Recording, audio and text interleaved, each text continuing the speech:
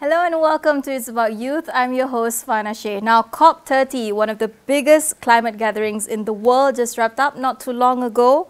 Two Malaysian youth climate activists have returned from the negotiations and they're here to share what they saw, what they learned and what they believe Malaysia and our region should do next. Now joining us today in the studio is Henry from University Malaya as well as Hegabisik Kumar from Kuasa, Persatuan Aktivis Sahabat Alam. Thank you so much for joining me, you guys. Very dapper looking as well. Yeah. Right. You guys just returned from COP30 not too long ago. It wrapped up, what, 21st November, I think, right? Yeah. So, talk to me a little bit about your experience there. What was the moment that really defined the experience for you personally? Maybe Henry, we can start with you. I would say the most defined moment for me is the human moment. Because actually, in fact, COP30 is under United Nations for climate change. So we have around 198 countries that gather together, speak about climate change. So again, hearing the frontline voices, youth, indigenous, where this year they are focusing on, coastal community reps, they describe their life loss that cut through the negotiation. Also, personally, I would say there's a lot of session for me, there's a lot of side event, negotiation that I witnessed from high-level stakeholders to youth. I think the most defined experience for me in COP30 we have a lot of pavilion, we have a lot of representative and venue. The most attending session for me is Malaysia Pavilion, where I chair a session where we're speaking about youth. And in there's a lot of youth from different countries and maybe somewhere I didn't involve with. And seeing Malaysian youth speak up made me feel real and actionable. Yeah. Must be truly an inspiring moment to represent Malaysia, to go there and to speak to other youths from other countries as well. What about you, Hega? What was the defining experience for you there? Talk to me a little bit about your time there. For me, this is my first COP. So for me, this is a very eye-opening experience for me because this COP is happening right in the city of Amazon rainforest, the same city that described as the lung of the rainforest. Yeah. So yeah, and also this COP is special for me because I'm in Persatuan Aktivis Sahabat Alam. We work closely with indigenous community, and this is the COP that has the highest number of representation from indigenous community. Indigenous community around the world and especially from the Brazil have attended the COP, and also they had around 300 representation in the blue zone itself. So blue zone is the zone that the actual negotiation take place, and green zone is the zone for public society, civil society and also public to engage in discussions. So for me, this COP is something that meaningful for me personally in terms of my personal development, and also it shows the true representation of indigenous community because they are the front line in the climate change and they are the stewards of the forest as well. Yeah. Yeah, I mean, it sounded like both of you had a really meaningful time there and are ready to share with us, you know, your experience or lessons learned there. So we'll get to that. But okay, let's talk about some of the ideas or policy initiatives that were discussed there. You know, be it ideas, climate solution that are discussed, showcased at COP30. What really changed your perspective or really sparked your interest? Is there anything that was discussed there that really made you go, huh, this is very interesting? I would say the venue itself is very interesting this year. So as Hega has mentioned, this year is in Belém. So Belém is right in the Amazon forest. So they are focusing, part of their focus is about the indigenous people. So I would say they focus on also the green industrialization, which is like green steel, hydrogen, and also they show industrial skill transition planning beyond small projects.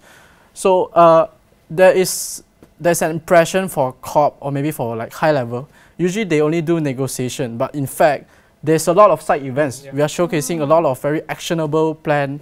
So they have very good adaptation towards all this solution. I would say there's very impressive, because this is my second COP. Last year was in Baku, Azerbaijan, a very developed city. But this year, Belém, in fact, they also organized it very well. The people are very welcoming. And the very good impression for me is about the technology that people showcase around the world. Right. So I remember there's a guy from Taiwan. He showcased about a bottle that can turn the dirty water to clean water. Right. So this is like a drinking bottle? Yeah, like a bottle. So you can use it. So the main initial plan, she is focusing on the some country like Africa or maybe LDC, least developed country, that they don't have clean water. But this is also useful for hiking, and also there's a lot extendable. So I think this is part of the action that I saw. Oh, for a 16-year-old guy, they are doing something innovative. Right, and usually, you don't get to see this kind of people unless, they appear at this kind of events, and, you get to talk to them and you get to share your ideas as well on your problems at home as well. What about you, Hega? For me, it's more on the policy side. So, as you can see, this is the first COP that hosted by an Amazonian nation. In this COP, they have initiated a plan called TFFF, Tropical Forest Forever Facility, which incentivizes nations that are taking efforts to conserve their tropical forests. And Malaysia has around 54% land cover, and this is something meaningful for nations, especially in the global south, that is protecting their tropical rainforest, because in previous COPs, similar kinds of grants, similar kinds of climate finance mechanism have been announced. But what differentiates between the previous finance mechanisms and this TFFF is this policy is something that is focusing on long-term investment rather than short-term or project-based funding. So apart from that, the most interesting thing that I've seen in this plan is around 70 countries have ratified or endorsed this fund, but unfortunately, many developed countries have failed to flash how much fund they are going to contribute to this fund. This is a major setback because global south, Malaysia is a global south as well. Developing countries are nowadays is more prone to climate change, more prone to climate disaster, as we can see right now. So we are depending on global north for their funding. So when even US is not sending any official negotiators for this COP, so this is a major setback. So I believe that in coming COPs, major developed nations have to send their negotiators and also have to announce their financial pledging for global south to fund their conservation efforts. Right, I mean that's an important point that you bring there, and especially with the specific initiative that you mentioned, TFIF is definitely something that Malaysia can look into as well and can benefit as well. So yeah, definitely an interesting point to take on when it comes to COP30 and some of the initiatives that were mentioned. Right, so I want to know a little bit, because I've never been to COP and I'm always curious at how Malaysian youth or Malaysian representative were to interact with all these global leaders and global negotiators, right? So as Malaysian youth, what were your specific concerns? Let's say, for example, you mentioned about rainforests just now, right? Or maybe impact of sea level rising, or even floods, for example. How were they received by the global delegates? Maybe Heka, we can start with you. Okay. For me personally, I tracked two tracks, which is climate justice and also climate finance. And talking about climate justice in the context of Malaysia, we have a lot of indigenous community here. In Peninsular Malaysia, we have around 18 different tribes, and in Sabah Sarawak, even a lot. So what these communities are facing right now is they are facing the risk of deforestation and also losing the rights of the land. And interestingly, most of the nations, especially in the Southeast Asian nations, they are facing the same problem as well. Indigenous community in Indonesia, indigenous community in the Philippines, they are facing the risk of deforestation, risk of encroachment, risk of funding the illegal projects. So engaging with them, interacting with them makes me realize that in this region we are facing the same problem, and to tackle this problem we need to, youths have to come together, and also we have to address the roots of the problem, is it? Right. What about you? Yeah, I would say based on my perspective, so Hega mentioned he have two focuses. So in fact, this is my second COP. I was in the COP29 last year. So last year is more about climate finance. And then this year, because I have know all this logistic, I have all this connection. So for me, the main focus for me is youth engagement. So so there's a platform for myself to connect the youth with specific niches. Let's say Hega from climate justice, or maybe from adaptation, mitigation. So this year, actually, I've hosted 7 sessions for a site event in different pavilion, and also part of a representative from University Malaya. We also share what our research base doing, And speaking about the forest itself, so how actually I want to mention how were Malaysia concerned about Borneo forest and also part of a sea level rise, because Borneo in the world there's ABC, Amazon, Borneo and Congo. These three is the largest forests that people are concerning. So they were taken seriously about biodiversity because we are in the venue and we have the focuses, unlike like climate finance. And of course, the forest protection coastal resilience were actively discussed with many countries. So we not only have Malaysia Pavilion, we have ASEAN Pavilion as well. So in Malaysia we chair this session.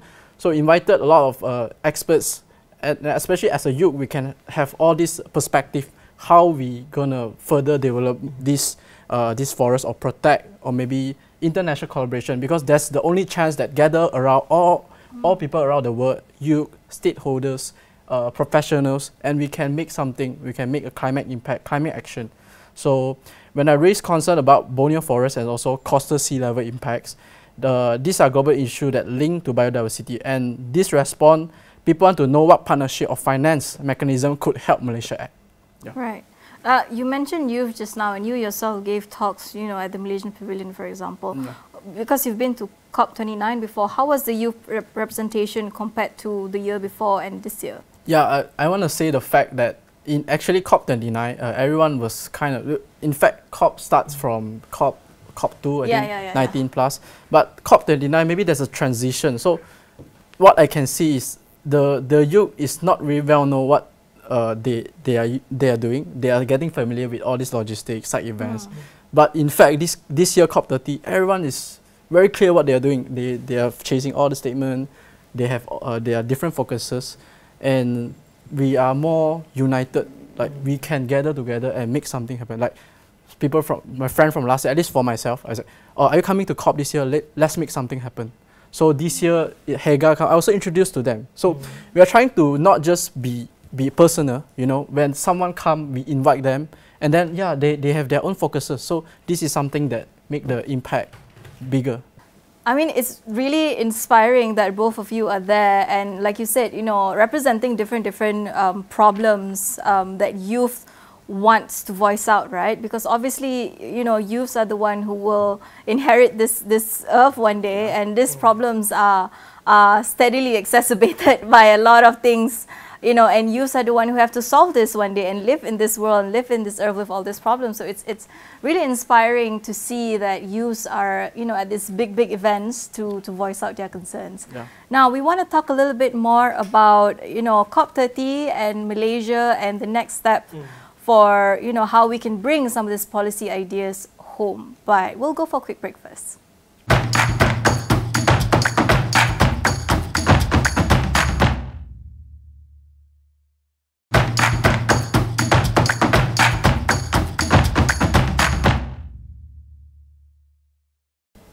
Hello and welcome back to It's About Youth. Today I'm joined by two young climate activists, Hega as well as Henry, to talk about their experience at COP30, lessons learned and what they can bring home. Now they talk about their experience during the first block before break just now. Now we want to talk a little bit more about the ideas and the solutions that were presented and how we can bring it home, right? First and foremost, let's set the setting here, at least for Malaysia. So how do Malaysia's climate commitments compare to what you heard from other countries at COP30? Your own personal opinion on this. Maybe Hega, we can start with you? Yeah. Okay, since 2015, where the Paris Agreement was ratified by countries, for each 5 years, every countries have to submit a document called Nationally Determined Contribution. That's what we call NDC. In the context of UNFCCC. So when we're talking about 2025 this year, Malaysia have submitted its NDC 3.0. Okay, so let's look at the NDC 3.0. Malaysia have pledged that it would peak the greenhouse gas emissions by 2029 to 2034. Okay, which is a great thing. And one more thing, they have pledged that they will reduce the emission of greenhouse emission from 15 to 30 million tons. That's a great thing as well. And in this NDC, compared to other previous NDCs before this, Malaysia have incorporate on efforts on mitigation, adaptation, and it also include on how we can, the use of public transport, how we can make our economy more greener and sort of thing. So when we compare our NDC with other countries' NDCs, it's quite good. But let's address the main issues in this NDC. Right. In our NDC, there hasn't been clearly stated on how we are going to address the gender inequality in climate change. Right. It is a major issue because women are more prone to climate change than men. So we have to address in our official policy as well. And also talking about youth, in our NDC 3.0, there hasn't been a clear roadmap or clear ways on how we are going to empower youths in the context of climate change. But when we compare to other countries, even in our region, Southeast Asia region, Singapore, Philippines, they have their clear guideline on how we are going to incorporate gender and also youth as well. So yeah, when we compare with other nations, especially in terms of Southeast Asia, we are quite ambitious. Our NDC is quite fair when compared to other least developed nations, but we are little bit behind in terms of we compare with major developed nations. Yeah. Right. Okay. Henry, do you have thoughts on this? So youth and gender inequality is not addressed in our targets. What's your thought on our targets and commitments here? Actually, in the fact that Hagar mentioned when he compared to maybe Singapore, actually it's a very good practicing when we learn. As Malaysia, we are a good learner. We always learn from the best and we practice. Yeah. But in fact, I would say the answer is yes and no. So when you look back to our NDC, as Hagar mentioned, actually they are targeting to absolute reduction around 15 to 30 megaton CO2 by 2035. But how they're addressing? So I will make this picture to like a smaller scale. So in one of my sessions in Japan Pavilion, we have I'm proposing one of our university. I'm from University Malaya. So University Malaya is a kind of sustainable campus. So we are doing a University Malaya net zero blueprint. So this is part of the NDC that Malaysia will contribute to the climate. And also in University Malaya net zero blueprint 2030. So we are also focusing on the greenhouse gas emissions. So which is direct, indirect, the 1 and 2. So how we address like mobilizing the transportation, and indirect how we encounter all the transport. Like now we are doing something like remotely, we are working hybrid classes. This is part of the action that we are taking for climate, not just for feasibility. So all this projection, even though I know Hagar has a bigger picture as a youth, as a gender, we are worried because the climate is already happening. Last week we have flooding. But all this small action and all this system changing is a progress in Malaysia. So there's a hope. There's a hope. And also, in fact, why Malaysia contribute NDC 3.0 and all this thing is a very good practicing for us. And yeah, we are good learning. We will keep on practice and mitigate all these issues. Right, so you're saying that, you know, we have these ambitious targets, but there are certain things that we might have overmissed, might have not looked at, for example, youth and also gender. But also there's a lot of also on-ground initiatives that are ongoing in universities like University Malaya, for example, that are looking into how they can contribute to this national target. So it's a long road ahead, but progress bit by bit. But also it's good to have those critics for people to really look into how we can make it more comprehensive. Yes. Right, okay. Let's bring it back to COP a little bit. You know, the final agreement on fossil fuel, for example, was heavily criticized for failing to include a clear roadmap to phasing out fossil fuels, right? And as a representative of a nation that with significant fossil fuel industry, you know, we talk about Petronas, for example. What was your reaction to this? You know, is Malaysia doing enough to push this transition, this fossil fuel transition within the region? Okay, when talking about fossil fuel, even the COP itself is mostly funded by the fossil fuel companies. Right. And most of the delegates are coming from the fossil fuel background. Yes. So I think we had around 1,600 fossil fuel lobbyists. So the commitment to phase out or commitment to end our dependency on fossil fuel have to come from the organization itself. Right. Okay, that's the one thing. And when we're talking about Malaysia's commitment in terms of ASEAN, Malaysia's negotiators have clearly indicate their intentions on how to phase out fossil fuel in terms of green industry, and also they have drafted clear plans on how to end the dependency of fossil fuel. But when we're talking about the in the region of ASEAN itself, not many countries have the potential, have the financial capability for a just transition. Yes. When we're talking about just transition, we are focusing on green industry, that we are cutting down the dependency of fossil fuel and moving on to a green economy. So many of many of the youths, many of the workers tend to lose their jobs. So this is the great challenge for ASEAN itself, because as I mentioned earlier, ASEAN as a when we have developing nations, we have emerging developing nations, we have the least developing nations. So in order to unify the efforts on how to phase out the fossil fuel, we need to have a strong political will and also financial will to cut the dependency on fossil fuel as a region. Right. I mean, it's definitely something that the region has to look into if we want to focus on greener economy and renewable energies in the near future, right? Right. Another thing that was mentioned was the loss and damage fund was operationalized also as well this year. It was an initiative back then, but the announcement this year that it was operationalized. So from your perspective, how should funds allocated to Malaysia be prioritized? And should it focus on recovery from major floods, for example, or coastal defenses? Like, what's your thought on this? Maybe we can have Henry on this. So I would say for the priorities points that I've looked through, especially in Malaysia point of view, of course, is the immediate humanitarian resilience, which is the support for the most climate vulnerable communities, for the early warning system, emergency housing, local recovery. Because when you have people, you are taking care of them, because climate change is the one who concerning of the people. So of course, and the next one will be the nature-based and ecosystem restoration. So we have a very good peatland rehabilitation, mangrove restoration. So this is also core benefits for the carbon and also coastal protection. And for long-term adaptation infrastructure is mainly for the sea walls, where we manage appropriate and retreat planning, local livelihood diversification. Yeah, and I would say if Malaysia receive loss and damage funding, the prioritization should rapid support for the frontline communities. Let's say mangrove and peatland restoration and infrastructure for coastal resilience with easy access for local groups, so money reach people fast and they can take actionable action for the climate change. I mean, definitely something that Malaysia needs to look at comprehensively as well when it comes to where the funds should go. Yeah. So talking about that, I want your opinion, probably a brief one.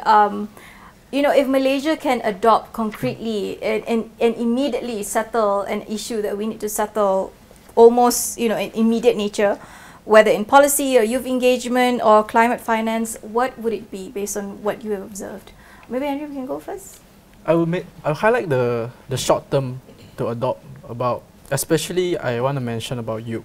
So the youth advisory sits in national climate communities, and the funding, especially the funding is very important for the youth lead adaptation pilots. So actually, as you can mention, last year I think there's around maybe 6 youth from Malaysia, but this year there's an initiative from KBS, the Kementerian Belia Sukan, Ministry of Youth and Sports. They funded the talented people like Hega. They go to COP. I think this year is around 8 to 9 youth. There's increment. There's increment. And so everyone have their different focuses, different point of view. So what I want to say is not just maybe government, maybe stakeholders working with the same industry in climate change. They can really do funding to have the youth-led adaptation pilots. Because I would say youth is the most energetic in the conference, and in fact, sometimes we do more research than them. Yeah. So when we work closely, we can work together, we can learn together, and maybe it's an investment. It's an investment for us, for self-development, and also for the country. So I would say the short-term one, within 1 and 3 years, we can have more events, and also I think about to do the post-conference like this channel. Why we are bringing COP? Why is it important for you? So all this information to let the stakeholders and also the government, or even though everyone involved, so yeah, they can have this adopt. And for long-term one, I will mention about a clear funded transition roadmap, which is I mentioned about the coal phase-out schedule, investment in grid and storage, green industrial policy like the BELEM Green Industrial Corporation. So I know we just realized a carbon tax in Malaysia and some sort of the very new idea of the green technology or maybe green tax or stuff. But in fact, I can see most of the stakeholders or maybe people who are in the industry, they are why government do this? So instead, I would suggest maybe we can have more knowledge on this. So in the long run, we are used to it. We are humanized on it. It's like Japan. So they are not trained to have a very good recycle system, but in fact, it's the policy make them to become like this. Yeah. So this is a very good practice in the long run. Yeah, I think that's all for me. Yeah, for Malaysia, as I mentioned, Malaysia have clearly stated in its NDC that it will cut the emission by 45% by around 2030. But we still haven't have the a clear framework on how are we going to implement this emission cut. So I think Malaysia should really look back into its NDC and have to set a clear guideline on how are we going to make these things action in the right place.